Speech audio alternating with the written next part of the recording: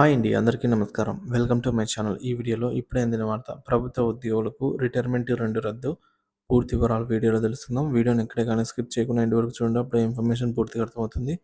Video చూస్తున్న ప్రతి ఒక్కరు వీడియోకి లైక్ చేయండి ఫ్రెండ్స్. ఈ వీడియోని తోటి ఉద్యోగ మిత్రులతో అయితే షేర్ చేయండి. కొత్తగా మన ఛానల్ చూస్తున్నవారు ఇంకా సబ్స్క్రైబ్ చేసుకోకుంటే వెంటనే మన ఛానల్ అయితే సబ్స్క్రైబ్ చేసుకోండి. దీని ద్వారా నేను చేసే లేటెస్ట్ వీడియోస్ అన్ని మీ వరకు రీచ్ అవుతాయి. ఇక ఆలస్యం చేయకుండా వివరాల్లోకి అయితే వెళ్ళిపోదాము. ఉద్యోగుల పదవీ విరమణపై ముఖ్యమైన పరిణామాలండి. ఉద్యోగులకు సంబంధించి పదవీ విరమణ మరియు రిటైర్మెంట్ ఉద్యోగులకు సంబంధించిన అంశాలపై ఇటీవల ఒక కీలక సమావేశం జరిగింది. ఈ సమావేశంలో పలు ముఖ్యమైన సమస్యలు మరియు నిర్ణయాలు చర్చకు వచ్చాయి. ముఖ్యంగా గత ఆగస్టు నుంచి రిటైర్ అయిన ఉద్యోగులకు గ్రాట్యుటీ చెల్లింపులు నిలిచిపోవటం, ఇతర బకాయిల పరిష్కారంపై పునరాలోచన అవసరమని నిర్ణయించబడింది. రాష్ట్ర ప్రభుత్వ హామీలు.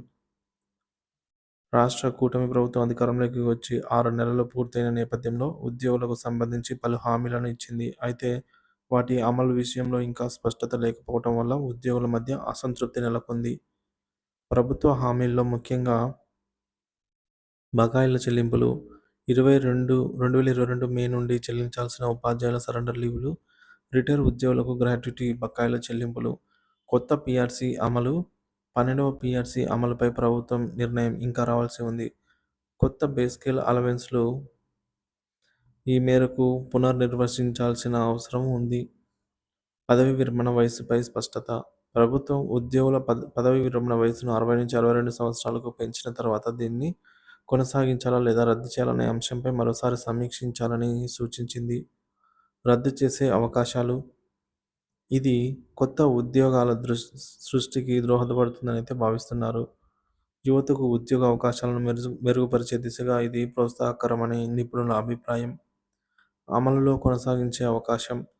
అనుభవజ్ఞులను పదవిలో కొనసాగించడం ద్వారా పాలనలో స్థిరత్వం సాధ్యమవుతుంది.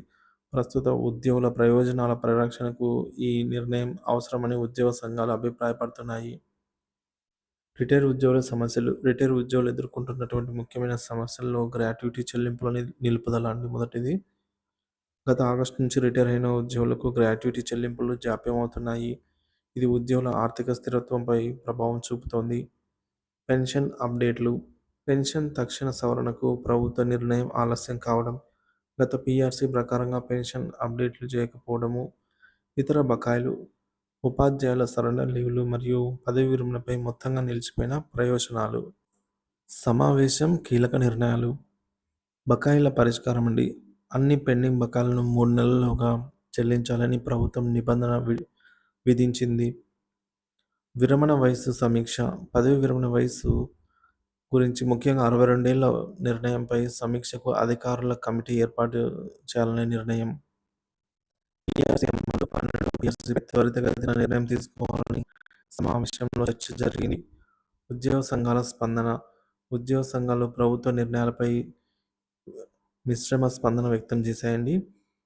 రిటైర్ ఉద్యోగుల సమస్యలపై తొందరపాటు చర్యలు తీసుకోవాలని ప్రభుత్వం కోరుతున్నాయి. బకాయిల చెల్లింపులు, కొత్త పీఆర్సీ అమలు విషయంలో ఖచ్చితమైన టైమ్ లైన్‌ను ఇవ్వాలని డిమాండ్ చేశాయి. ప్రభుత్వం త్వరితగతిన ఈ సమస్యల పరిష్కారంపై చర్యలు చేపట్టకపోతే ఉద్యోగ సంఘాలు భవిష్యత్తులో మరింత ఆందోళనలు చేపట్టే అవకాశాలున్నాయని తెలుస్తోంది. ఉద్యోగుల మరియు రిటైర్ ఉద్యోగుల ప్రయోజనాలు పరిరక్షించేందుకు ప్రభుత్వం త్వరగా నిర్ణయాలు తీసుకోవాలి.